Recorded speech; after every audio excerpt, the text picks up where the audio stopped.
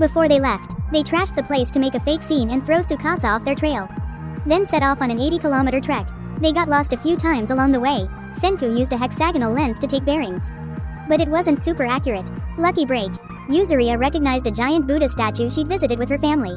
That gave Senku's group a fix on their location, and they were able to get back on track.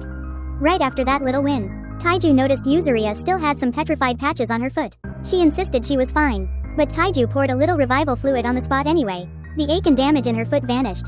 Senku explained that the reverse petrification process actually triggers a sort of self-repair mechanism. So even if they had cracks and injuries in their flesh, they still lived. Science. Weird, but helpful. After a long walk, the group reached Hakone and found a hot spring rich in sulfur. And what's sulfur famous for? You know this one, gunpowder.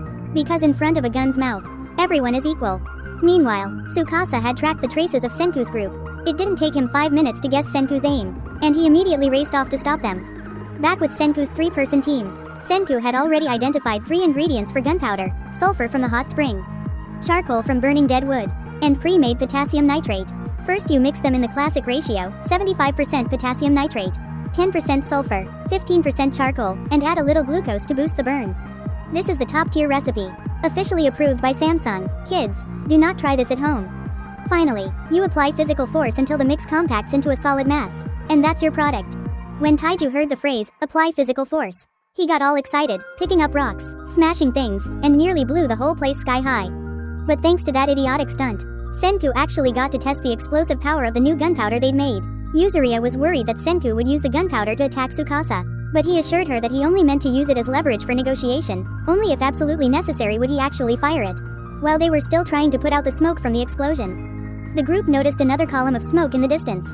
It definitely wasn't Tsukasa's, which could only mean one thing: other survivors. Thinking quickly, Senku and his crew set off a few more explosions to send smoke signals, which, unfortunately, worked a little too well.